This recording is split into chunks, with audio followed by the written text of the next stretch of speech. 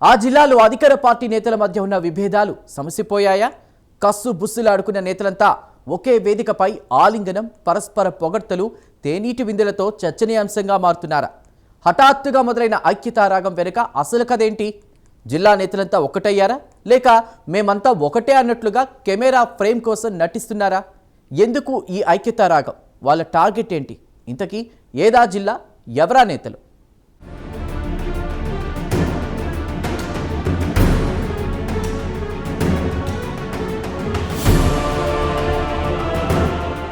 Telangana state పాలిటిక్స్లో అన్ని జిల్లాదారులు ఒకటైతే ఉమ్మడి వరంగల్ జిల్లా కాంగ్రెస్ నేతల రూటే సపరేటు.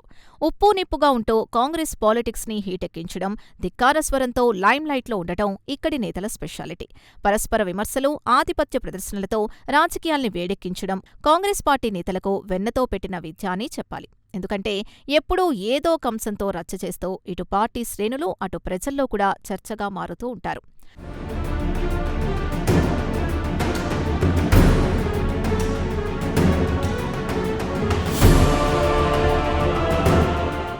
కాంగ్రెస్ పార్టీ అధికారంలోకొచ్చిన దగ్గర్నుంచి పార్టీ వ్యవహారాలు, మంత్రి కొండా వర్సెస్ కాంగ్రెస్ ఎమ్మెల్యేలు, పార్టీలోని సీనియర్స్ వర్సెస్ జూనియర్స్, ఇలా ఓరుగల్లు అధికార పార్టీ మూడు ముక్కలాటతో, ఓవర్ హీట్తో పాలిటిక్స్ నడుస్తున్నాయి.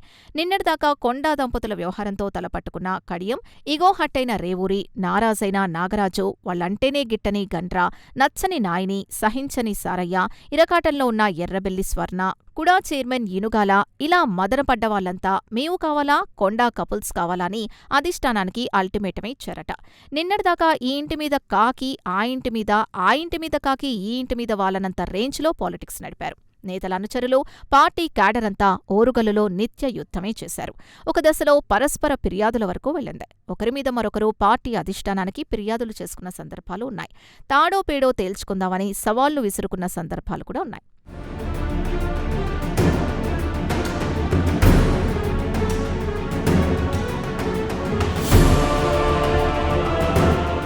కానీ హఠాత్తుగా ఏమైందో ఏమో, గత కొద్ది రోజుల నుండి అధికార పార్టీ నేతలంతా మేమంతా ఒక్కటే అంటున్నారు.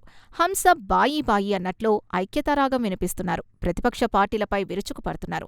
ప్రత్యేక విందు కార్యక్రమాలు, సమావేశాలతో చర్చగా మారుతున్నారు. వారం రోజుల క్రితం వరంగల్ పశ్చిమ ఎమ్మెల్యే నాయిని రాజేందర్ రెడ్డి నివాసంలో అధికార కాంగ్రెస్ పార్టీ ఎమ్మెల్యేలంతా తేనేటి విందు కార్యక్రమానికి హాజరయ్యారు.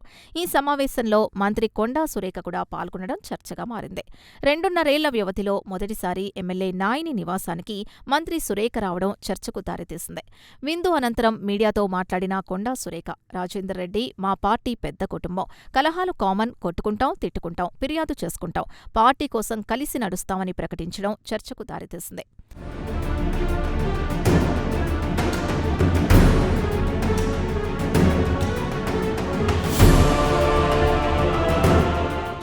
తాజాగా వరంగల్ జిల్లాకు చెందిన రాజ్యసభ సభ్యుడు వేం నరేందర్ రెడ్డిని ఉమ్మడి జిల్లా నేతలంతా సన్మానించడం పొలిటికల్ సర్కిల్లో చర్చకు దారితీసింది. హంటర్ రోడ్లోని డి కన్వెన్షన్ హాల్లో నిర్వహించిన ఆత్మీయ సన్మానం కార్యక్రమంలో మంత్రులు కొండా సురేఖ, సీతక్కతో సహా ఉమ్మడి జిల్లాకు చెందిన ఎమ్మెల్యేలు, ఎమ్మెల్సీలు, ఎంపీలంతా హాజరయ్యారు. సహజంగా పార్టీ సమావేశం జరిగిన ప్రతిసారి ఏదో ఒక కీచులాట జరగడం, క్యాడర్ పరస్పర విమర్శలు చేసుకోవడం కామన్. కానీ ఈ ఆత్మీయ సన్మాన కార్యక్రమం అంతా పీస్ఫుల్గా జరగడం, ఒకరిపై మరొకరు పొగడ్తలతో ముంచేయడం చర్చగా మారింది. అంతా కలిసి వరంగల్ ఉమ్మడి జిల్లా నుండి పెద్దన్న పాత్ర పోషిస్తున్న వేం నరేందర్ రెడ్డిని పొగడ్తలతో ముంచెత్తడం కొసమెరుపుగా మారింది.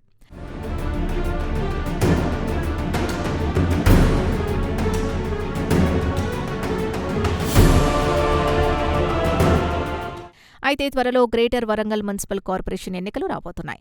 ఈ నేపథ్యంలో సీఎం రేవంత్ రెడ్డి వార్నింగ్తోనే అంతా ఒక్కటయ్యారనే చర్చ జరుగుతోంది. పార్టీ అధిష్టానం వీరికి మొట్టికాయలు వేసిన తర్వాత అంతా యూనిటీని ప్రదర్శిస్తున్నారని పార్టీ శ్రేణుల్లో చర్చ జరుగుతోంది.